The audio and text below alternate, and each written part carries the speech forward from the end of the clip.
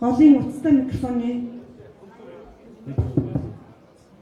уулын өвөл хүн гөрөөсний мөр хараад гайхаж зогссон хөвөн нас минь хөвөх салхи хатны сэнжээр өвлөгтөн цочин буцхан өдөг дөрвөлэн араг ясан хисан дээгүр өнгөн сар шагааж үнний тухай бодоход ижиавал өрөвдөх уулын өвлөө мөс өрөө зүтгэх өвөг дайдас шиг амар хатны даагуургүйх мөнхийн усоосон шиг хөхөнтөд маанин үрэл шиг санагдан хамгийн гоёмсог цэцгсийг мөсөн цэвдэг төөлж харахад хавраараа дэлгэрч сайхан өнрээр намайг шагнах уулын өвлөө Нэрооны үеийн үдгсгэн түнжийг оршоосон хадан хашаанд нэрийг нь өдмөдөх ваатарс дуулцаар байгаа сонсогдон амтэн хүнээс нууцаар алтан байганд нь хүрэн сүртэж араа шүтэндээ мөнгөн сойгон суужинж мөр уулын өвлөө цөөн цагт бухтан ачаад босгож явдсан дээдэс минь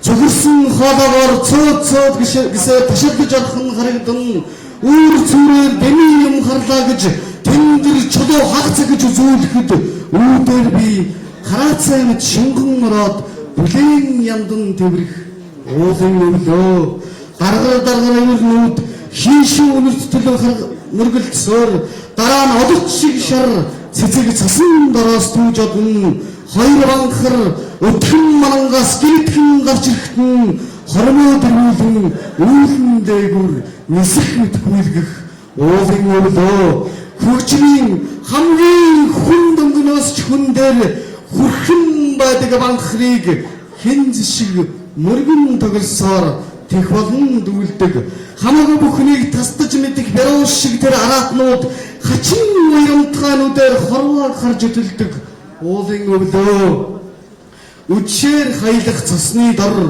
уулын огтын хазар туяарч үүрэглэж суух үед өндрөөс унах мэт болоод хайранд согтоход бараагаан харсан эрлийн хоёр хүн өөдөөдөө сон дүнүүлж байгалийнхаа хуулиар мордон асар төвшин бүжих уулын өвлөө дөрвөн ордын нутагта солонго задлан гатруулж дөрвөн цаг солигдох мэт цасны цахаас суурнаа мэрэгэн чулуу түгээд хүний мөрөөс бодоход мэндээ мэнд хүн нэрнэ гэх шиг хүсэл дүүрэн уулын өвлөө ээжийн санаад уйлвал нулимс хөлдөж мэдэх аавынхан дэргэд тамхи татвал алгадуулж мэдэх уулын өвлөө нэгэн насаараж төрхүйд Улаанбаатараас чухал гэлээ нэгэн зуны өнгөн мянган оны хууралтай сан гарвнэ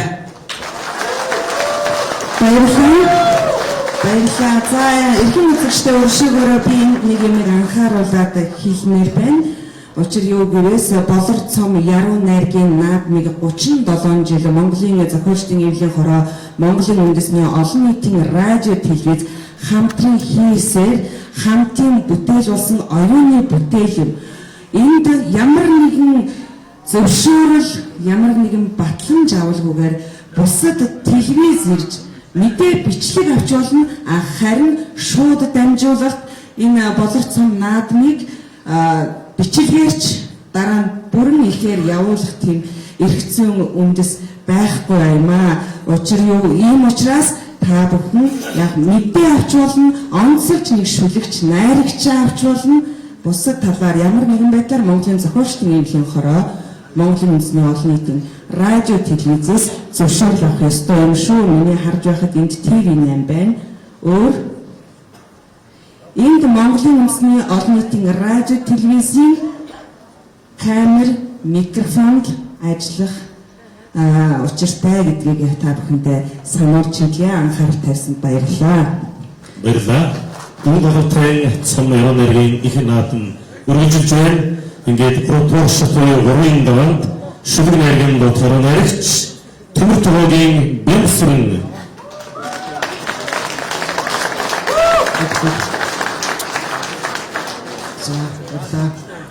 би Төв аймгийн 100 хотод төрхөн тусламжийн эмч мэргэжлэр ажилладаг хүн байгаа. Тэгээд яаралтай тусламж 2 гэж хэлэх юм шиг. Амбуланс 2. Нэг ээжтэй хөтлүүлээд бахны зах орж асан. эртний буулжис цутгам айдас хүрэн өдрийг дурсан. Савхин хормогчтой богц ажилсан, сайдар зүлэгсэн цав цагаан шүдтэй авгаан. Бог хүлээж хагалах өмнө нь сонсоогүй. Бохир заваанч донжтой урсах хараалууд, ихүүн цусны үнэр хормогч дээрх толб, ингэр ханцууд нь хөвлөрөх өөхний бутрахайнууд, бүгд л чанга дуутай тачхинсан инээдтэй, бүдүүнч шалмаг хөдөлгөөнтэй зузаан нүүрний бодогтай.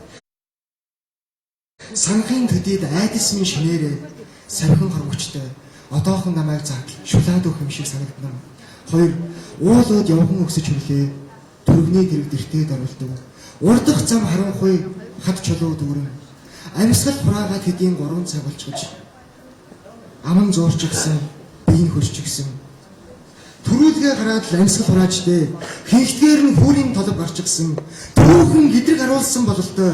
Хэн нэгнийг харуулдах нүдэн нээлттэй. Энэ мөчид намайг гашуудалж биш, шаналж биш. Ирчимлэг бадрангуй төлөв эзэмдэн авлаа. Балмагдж итгэж чадсан гэрийнхний өмнө баатарлагаар би энэ бол цогцос, энэ бол түүнийг таних тэмдэг гэж зарлалаа. Харин энэ бол нас нарснаас хойш хагас цагийн дараа туурж гэлдэг гэдэл ойлгохгүй юм да. Танд муухай санагдж байгаа шиг. Одоо дурсгадч надад эвгүй л байна. Эцэст нь гүнзгий амьсгал автал, элэгцэн савхин хормогчтой дув дуугай задлангийн нэмж хөх хүйтийн ширээн дэргэд зогсож байгаа нь.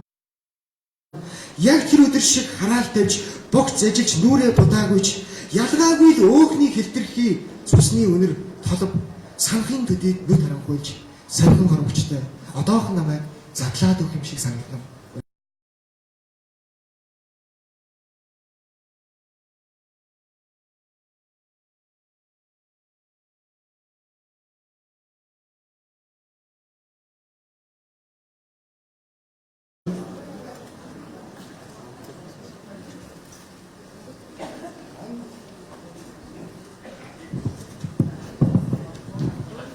Монголын хаа байна вэ гэж хэлье. Суунаглаа цагаан манын дов толгодыг бүрхээд сүйтэй цайнд шартус хөөхмөд тарлан цоохор цастай урт морин хавар их мэтийн зам дээгүр хатран улаан цусан дундуур эцэг дээдсийн сүнс шогшин эцсийн шуу хаан дэрэх эрен талын тэртээ эзэнгүй малын сүгдүрс явган дурс сүг зураг шиг амьлаад хашгирсан дууг эцэж үлний дурын хаашаач янзын амьдрал одоо үед өрнөн вэ туг салхинаа бохирдсан хуучин оны ус шиг туугад хүрний хүн тавилан хизээндээ тулавда атгаарчин мангас товлсон хүн боортой хүүхдүүд нь аваа орны голомтыг өрн таран хийх үедээ манжаа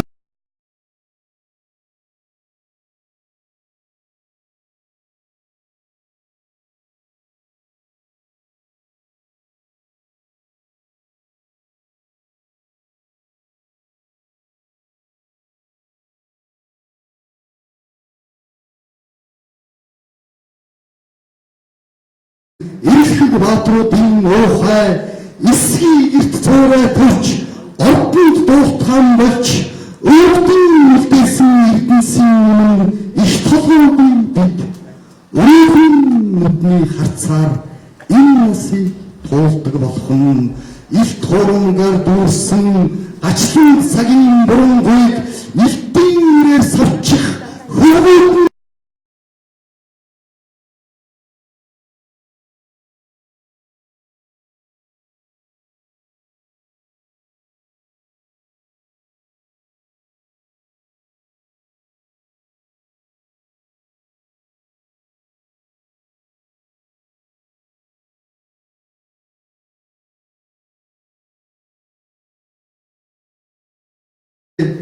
Монголоор дөрөн цорой төрж шүлгэн хаа хүрэх вэ?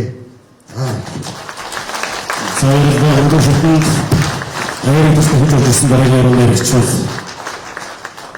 эдгээр харагддаг шоу яригч иргэцэг юм байгаа яригч Монголын зохиолчдын элийн шагналтаараа наригч их чарлаа.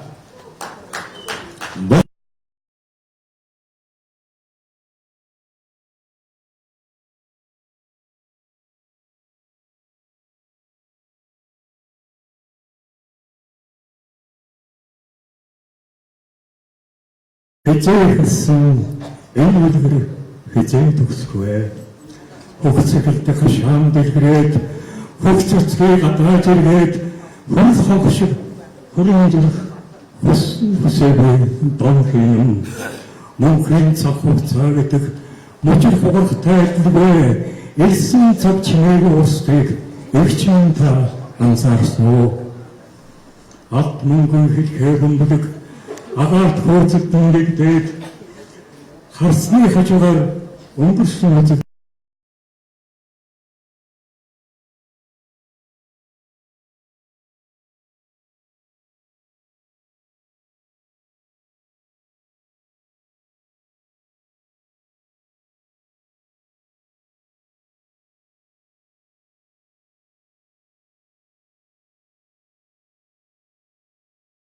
энэ үлгэр хизээ төгсгөө. Тав дахь гомбчлээс магнайд татлуур зураас шиг татрууд та нартай хамт бүрээд дуайлахаас тавхалсан юм энэ удаа өршөөгөөрэй. Энэ